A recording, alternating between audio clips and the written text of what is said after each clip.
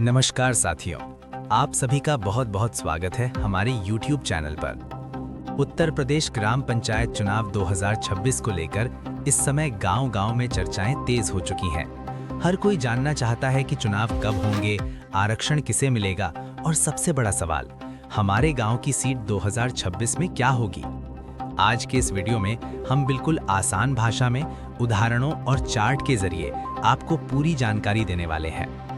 आज के वीडियो में आप जानेंगे ग्राम पंचायत चुनाव 2026 की संभावित तारीख, आरक्षण का पूरा गणित और नियम, किस ग्राम सभा में कौन सी सीट आ सकती है, सीट रोटेशन यानी चक्र प्रणाली कैसे काम करती है, 2015 और 2021 के आधार पर 2026 की सीट का अनुमान। आप में से बहुत सारे लोग लगातार कमेंट कर रहे थे कि आरक्षण फॉर्मूले पर डिटेल वीडियो कब आएगा, तो साथियों आज वही वीडियो आपके सामने है। दिसंबर 2026 की संभावित तारीख।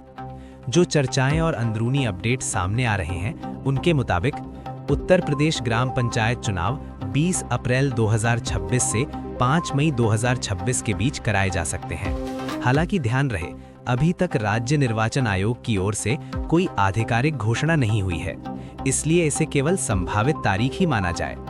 पंचायत चुनाव में आरक्षण किन वर्गों को मिलता है, अब समझते हैं आरक्षण का आधार।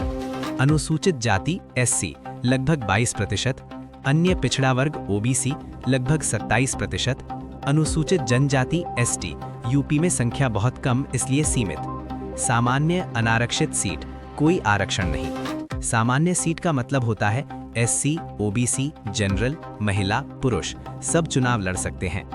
आरक्षण रोटेशन सिस्टम क्या होता है?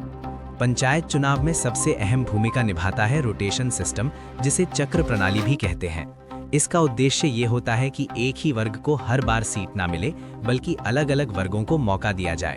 इसी कारण हर चुनाव में सीट बदलती रहती है, जैसे एससी, ओबीसी, जनरल, महिला, फिर अगला चक्र। 2015 और 2021 को देखकर 2026 की सीट कैसे समझें? अब आते हैं सबसे जरूरी सवाल पर। अगर आप 2026 की सीट का अनुमान लगाना चाहते हैं तो 2015 और 2021 का रिकॉर्ड देखना अनिवार्य है। उदाहरण 1, 2015 एससी, 2021 ओबीसी, 2026 में सामान्य सीट आने की पूरी संभावना रहती है। उदाहरण 2, 2015 जनरल, 2021 ओबीसी, 2026 में एससी सीट आ सकती है, लेकिन तभी जब उस गांव में एससी जनसंख्या पर्याप्त हो। अगर एससी आबादी बहुत कम है, जैसे 5-10%, तो सीट फिर से सामान्य भी की जा सकती है। सामान्य सीट को लेकर सबसे बड़ा भ्रम। बहुत से लोगों को लगता है कि सामान्य सीट आने पर एससी या ओबीसी चुनाव नहीं लड़ सकते। ये बिल्कुल गलत सोच है।